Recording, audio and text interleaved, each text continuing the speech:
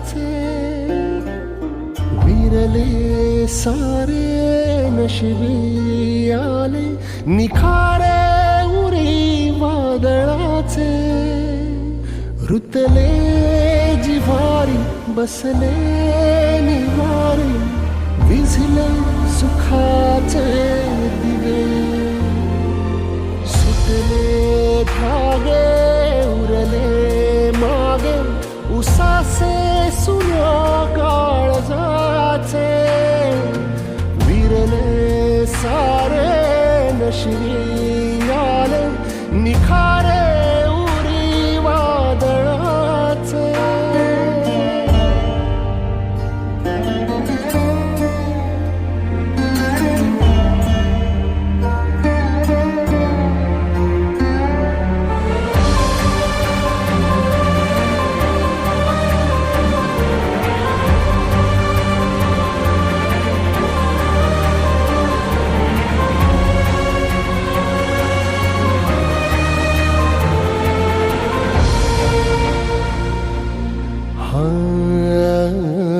जळत्या भुई माळरानी हरली पुरी जिंदगानी वणव्यातली राख आता सलती इजा थेट झाली माती करपून गेली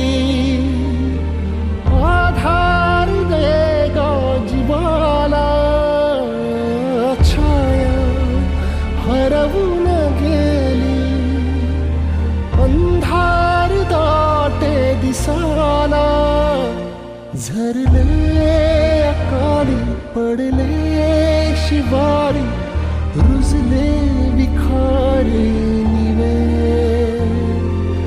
सुटले धागे उरले मागे उसासे सुन्या काळजाचे विरले सारे नशिबी आले निखारे उरी वादळाचे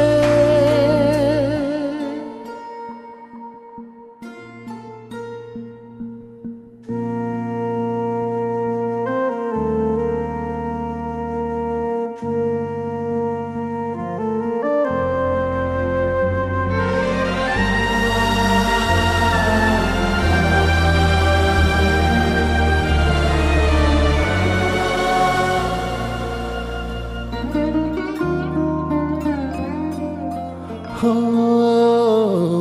अवसे परिलाट आली पुनवेतही रात जाळी जात्यावरी हात नाही ओवी मुकी गात राही नाती हरवून गेली पायी गती दे धीराला आशा उधळून गेली उरले न काही उद्याला दिसले समोरी हसले घोरी रुसले न भाषी खवे सुटले धागे उरले मागे उसासे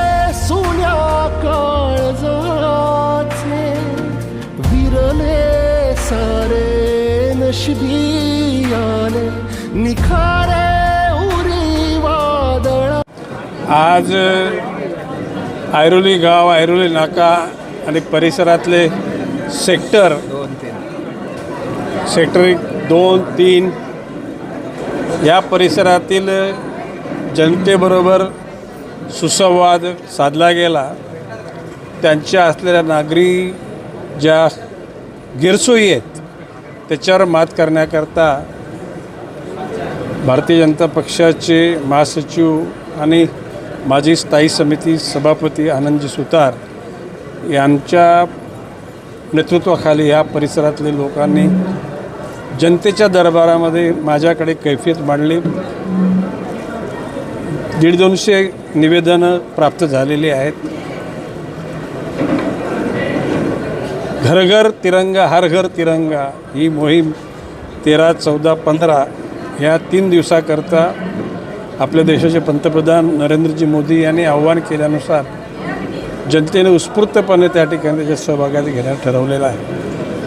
ऐरोली परिसरामध्ये विजेच्या समस्या, पाण्याच्या समस्या, शाळेच्या, काही ठिकाणी लोकांची फसवणूक झालेली आर्थिक, या सर्व समस्यांची निवेदने आलेली आहेत. माझ्या कार्यालयाचे लोक त्यांच्या मोबाईलवर संपर्क साधून त्यांना बोलवून त्या खात्याकडे ती प्रकरणं दिली जातील आणि त्याचा निपटारा करण्याच्या अनुषंगानं आम्ही निश्चितपणे प्रयत्नशील राहून आणि त्याच्यातल्या 99% प्रकरणामधून निर्णय निघेल.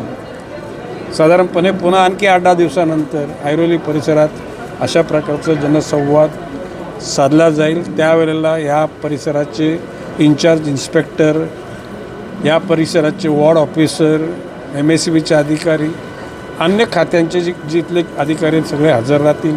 त्याच्यातून मार्ग निघेल असा माझा विश्वास आहे. नाईक साहेबांशी संवाद साधायचा होता, नाईक साहेबांना भेटायचं होतं, आपली निवेदनं द्यायची होती, आपल्या अडीअडचणी सांगायच्या होत्या, मनातलं काहीतरी बोलायचं होतं. ते बोलायला तेवढा वेळ नसल्यामुळे त्यांनी कागदावर निवेदन लिहून आणली. निवेदनाचा निपटारा निघण्याकरता थोडा वेळ लागेल, परंतु मला पूर्ण खात्री आहे की त्यांची उत्तरं त्यांना त्यांच्या घरपोच त्यांना मिळतील. जी महापालिकेची प्रश्न असतील ते महापालिकेच्या माध्यमातून संदर्भात सुटतील. MSCBचे असतील MSCBच्या माध्यमातून सुटतील. सिडकोचे असतील सिडकोच्या माध्यमातून सुटतील. MIDCचे असतील MIDCच्या माध्यमातून सुटतील. शहराचे असतील, झोपडपट्टीचे असतील, गावचे असतील, जे काय निवेदनं असतील त्या निवेदनांचा सर्वांचा निपटारा निघेल असा मला पूर्ण विश्वास आहे. तर आतापर्यंत किती निवेदन आलेली आहे? माझ्या माहितीप्रमाणे 150-200 निवेदनं आतापर्यंत आलेली आहेत आणि त्याचा निपटारा निघण्याची शक्यता आहे. भारताचे पंतप्रधान नरेंद्र मोदी साहेबांनी हर घर तिरंगा ही मोहीम राबवलेली आहे 9 तारखेपासून आणि ही 15 तारखेपर्यंत मोहीम चालू राहील. म्हणून आज आम्ही प्रत्येक माणसाला तिरंगा देण्याचा प्रयत्न केलेला आहे आणि आज मला असं वाटतं की ऐरोली नगरामध्ये नव्हेच संपूर्ण भारत देशामध्ये हर घर तिरंगा फडकेल असं मला विश्वास आहे.